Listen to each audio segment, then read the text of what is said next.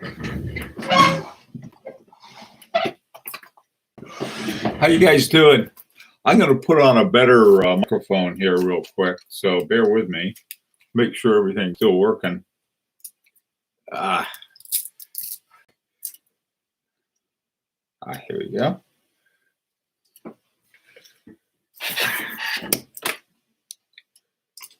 Hey, John, and hey, Rancher. How you doing, man? Flippin' Zippo. Okay. See if this works any better. It should. Whoops.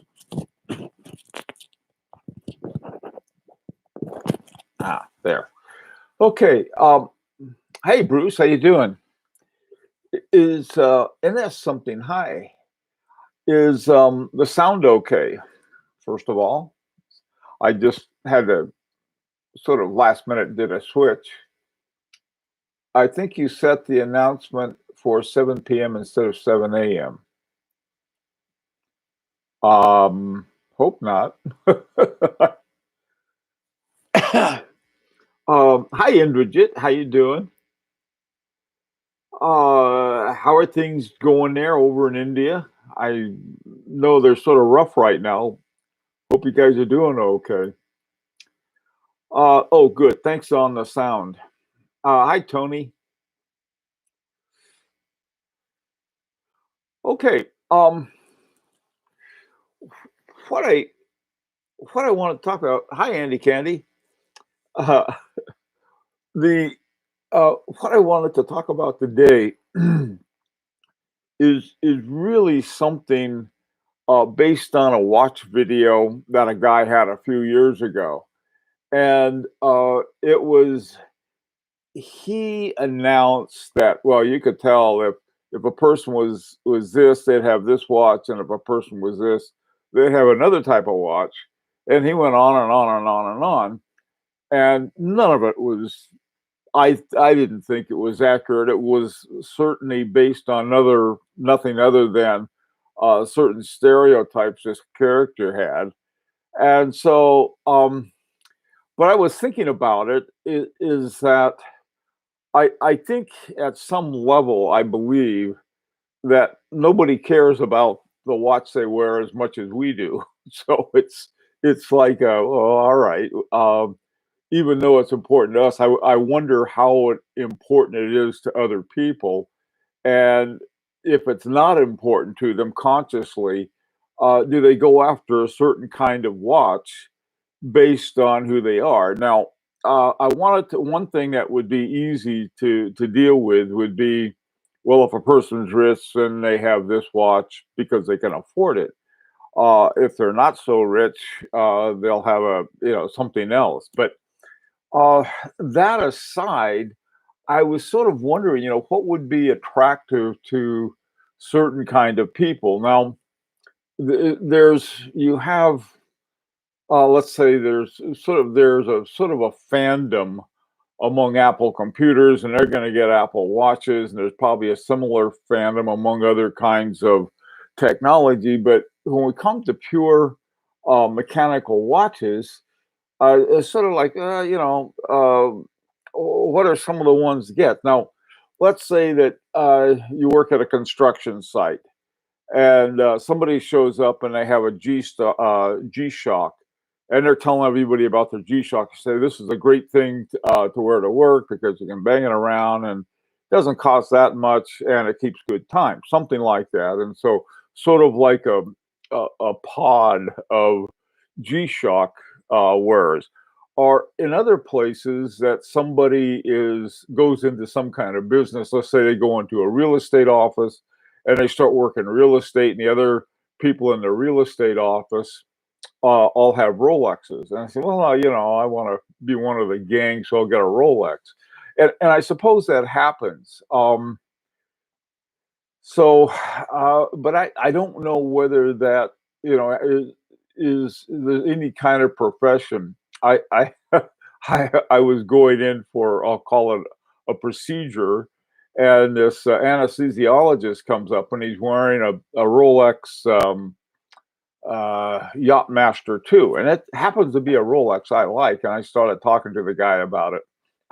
Maybe I'll get a extra whiff of knockout drop or something, but he seemed very happy that somebody noticed it knowing him. But most physicians that I deal with, they don't really pay that much attention. And if they do, they pay a different kind of attention. Sort of, well, I like the looks of it, or I like the style, or something like that. But I don't know. How about you guys? Let's see. Most people go into a store, look at a display case, maybe get directed to a particular section by the salesperson, probably make the purchases solely based on price and aesthetic. Yeah, that's sort of, but there's a certain aesthetic that attracts certain people. I I think. Oh, no, no, no, no. No, I'm not asking anybody to bash on Rolex. Honest, I'm not. I'm really not. It just sort of like, no, I s if I said something like this, is that you went to, a drug rehabilitation meeting and everyone had a Rolex on, that would be bashing on Rolex.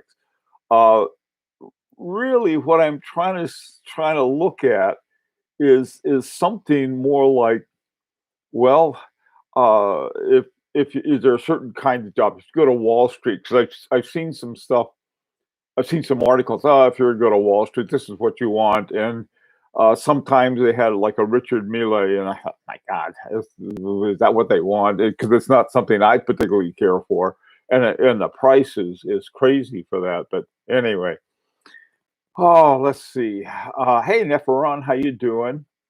Abdul, good to see you. Mr. Valju, Tony. Hi, Michael. Junior, Paul. Good grief. Everyone's here today. Okay, Rolex Shotmaster 2, the watch that promises no matter how hammered you get, you'll always know your watch you're wearing. I got, I am, no, no, no. Okay, Andy Candy. Choice of a watch sometimes tells us something about the person. I have noted that some are risk averse, so would not buy a brand that costs cease to exist, and you are less certain about the service, repairs, and so forth. That's a good point. Hi, Paul O'Shea. Yeah. Okay, so risk adverse. I don't know. I wonder if they even think about that. I mean, somebody goes in and they buy a watch, and they say, okay, do they even ask about things like service? I don't know. I never did, but that's me. Um, Risk averse. Uh, I guess I don't know. I those are certain things that I don't think about. Some people may, and that's a good point.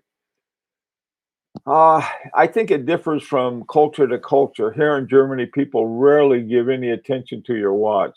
In Egypt, everyone does and tells about it. Also, expect the same. Oh, that's interesting. Okay, so if I go to Egypt, I haven't been to Egypt in years, so I was before I was really into collecting watches. Um, so that would be interesting. Okay, Andy Candy. See, choice of a watch sometimes tells us something about a person. I've noted, okay, risk adverse. We talked about that. The only Rolex I ever able to own would be a Chinese Folex, a Forex. Um, okay, yeah. Now, here, this is something that I think, and again, this is when we take the amount of money that somebody has out of the equation.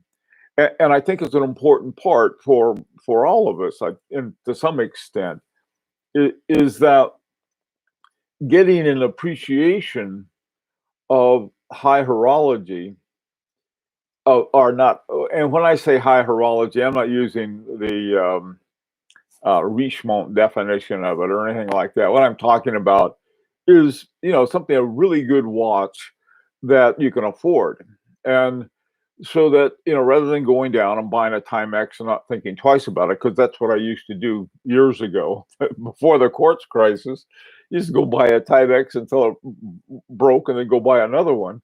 Um, but now I think that if a person becomes interested in watches, and they're not going to spend, over, let's say, over $1,000 on a watch. There's certain ways and certain places you have to look and go about finding a watch that you can afford.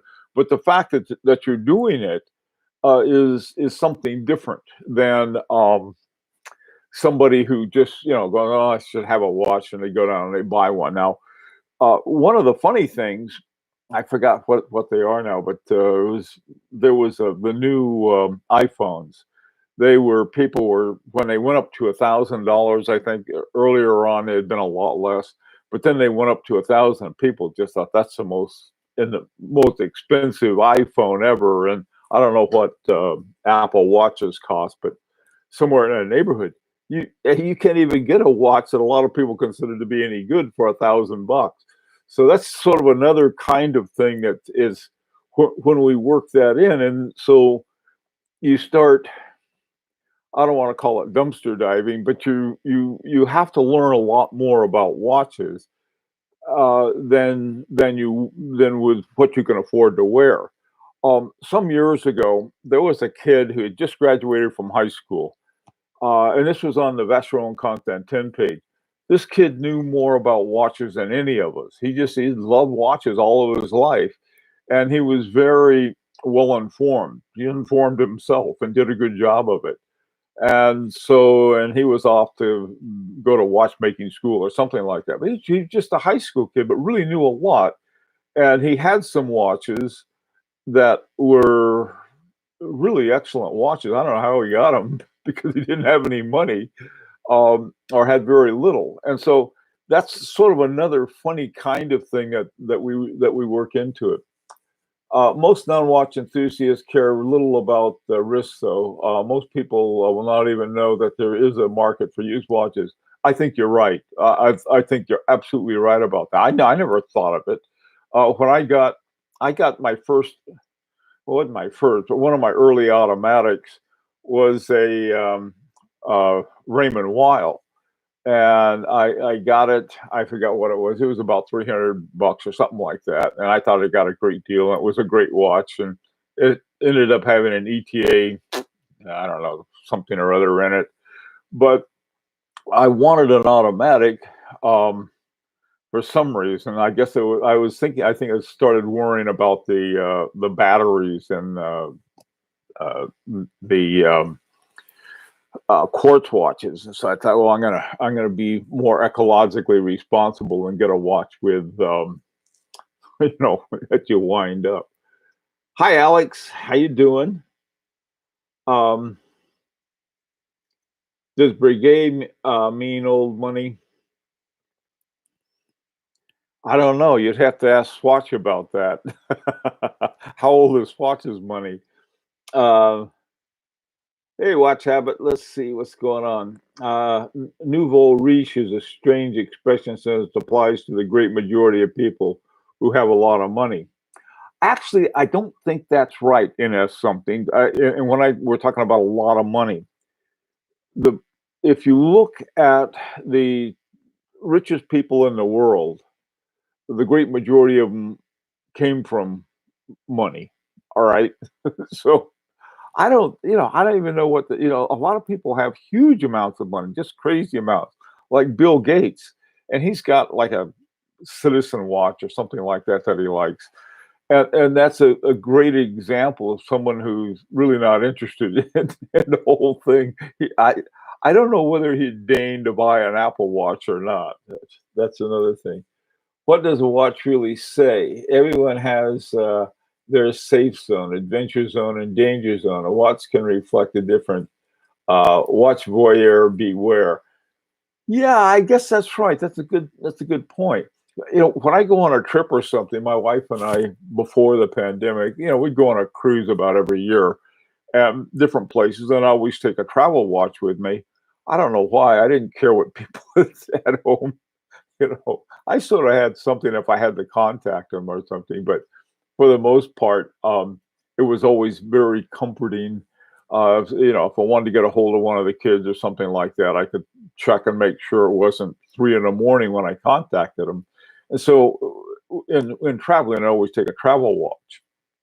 I don't know though. I have trying to think of this one cruise I took. This guy was running around with he had one of the most beautiful Patek Philippe, one of the nautical watches. What are they called?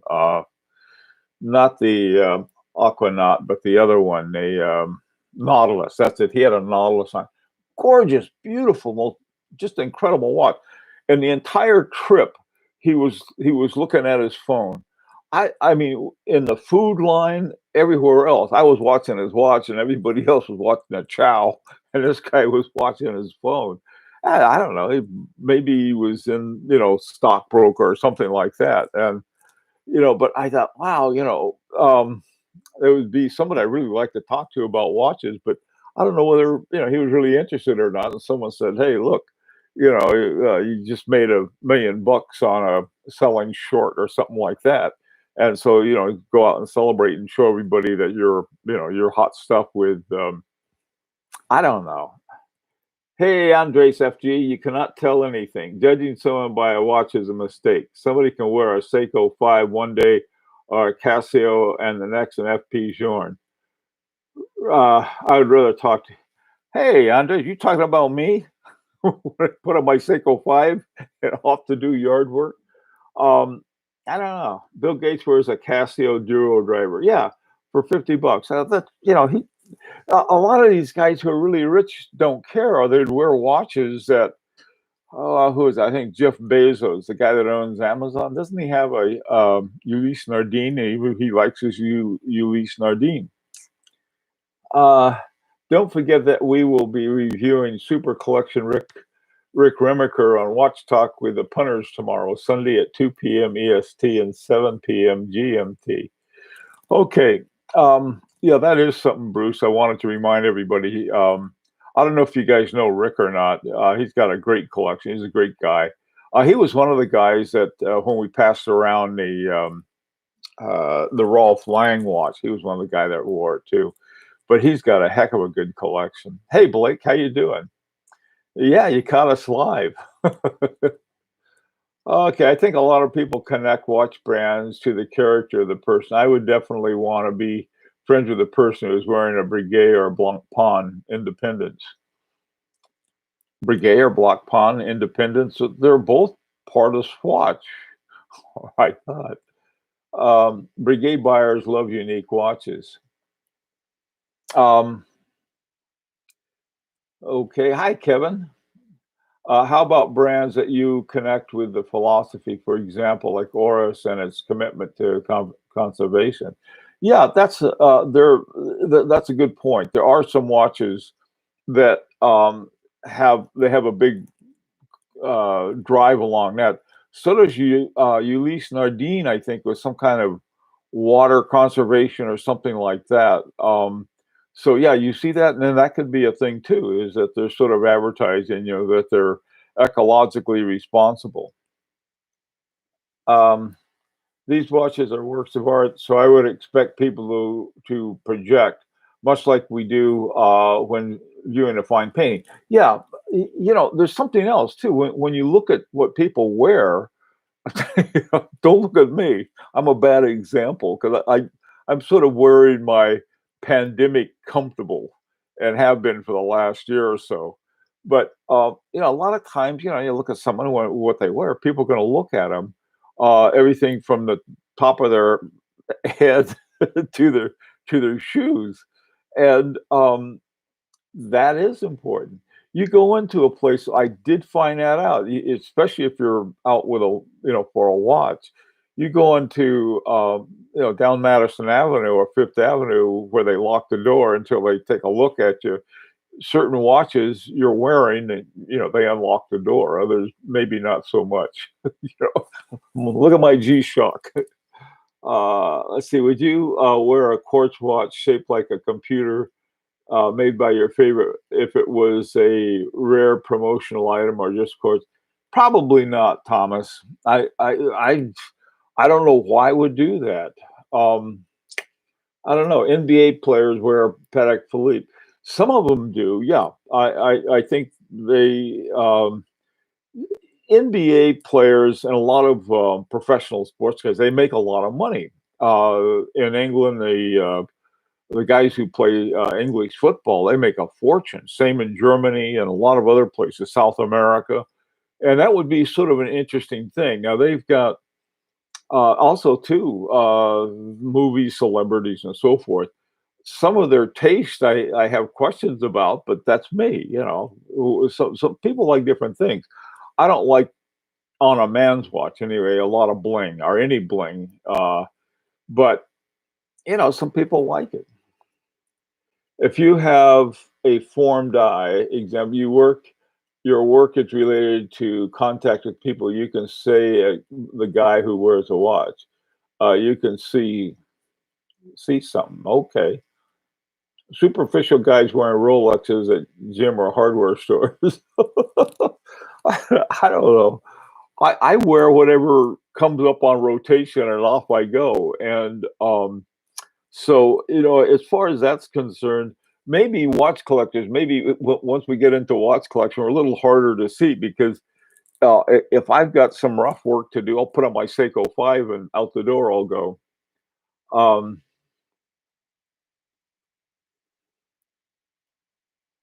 Figure out their city. Okay. Um, I'm wearing Quartz right now, Eco Drive. Yeah, now those are the Eco Drive is an interesting one because doesn't that use, I don't know, some kind of solar energy or something other than just a battery? Yeah, those are, it's like something, something. It does make a difference, though. I mean, it's like the way you dress. If when you're going certain places, it does make a difference. The problem is that let's say if you had an FP Journe, uh, you're wearing an FP Journe, let's say a $50,000 FP Journe, and the maitre d sees the guy next to you wearing a $5,000 Rolex. He's going to think be impressed by the guy wearing a Rolex because something's more likely to know, or a Patek Philippe. But some of these other ones, they don't know from Adams Odd Ox, like Urbel Force, or Kerry Wooten Lonnen. I don't know what those are. You're like, huh. Some might, though. You go into a watch shop and definitely will. Do you wear a watch that does the talking for you or prefer one to have to explain it to others? That's a good point. That's a very good point, Clyde.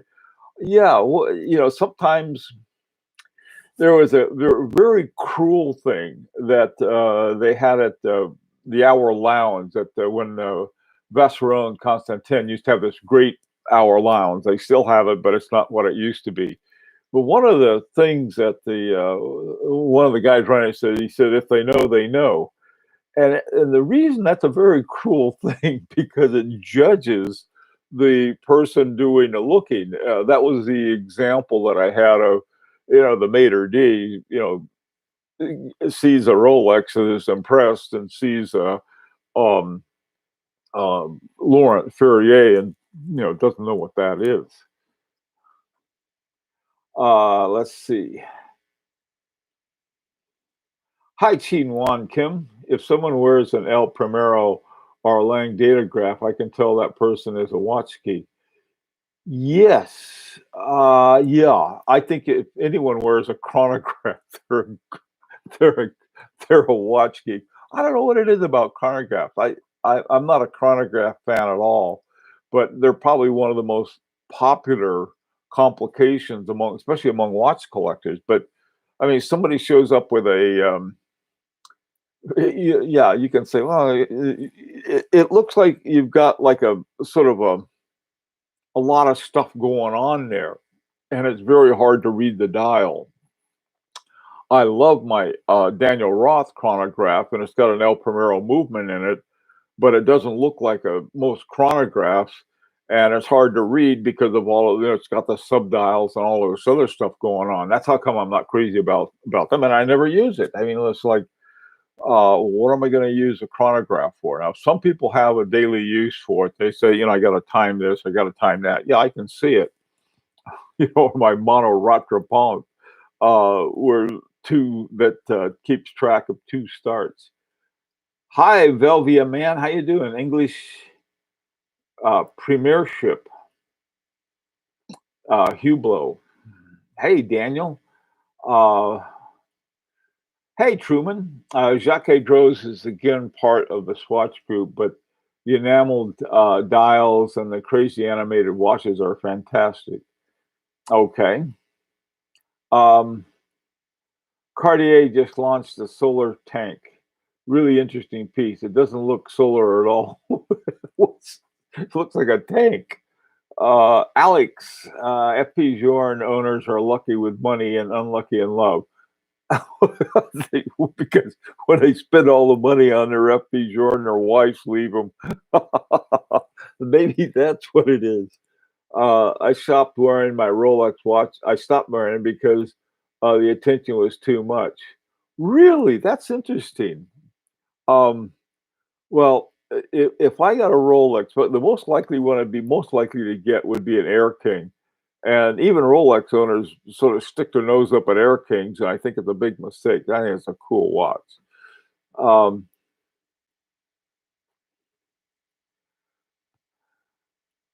I used to take vintage obscure dress watches when I went to conference. I usually got a lot of questions, or what is that? What's the story behind that? Yeah, one of the things that I I find some of the most some extremely interesting watches are some of the vintage ones, but in general collection, I don't really collect vintage watches. Nothing against them. In fact, I have a lot for them, but it's just not something that I'm interested in. I think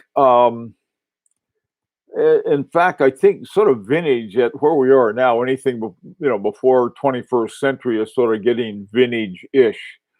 Stuff from the 90s and 80s is even now that's sort of a little vintage-ish. Um, okay, let's see. Hey, Koji, how you doing, man? Um, the Gilberto Miguel Pascal chronographs are very complicated and difficult to make. Yeah, yeah. Hey, listen, I'm not saying that chronographs are not complicated. And if I had the resources, if I got one, I'd get that Agograph. Can be that is a chronograph like the one that they have on the H. Moser Streamliner. That that Agograph is really a work of horological art, in my opinion. So yeah,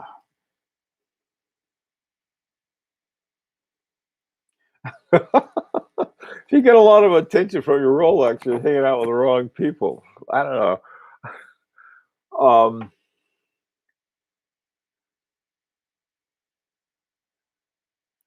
hey, I don't know what are the right people to hang out with. That's the question.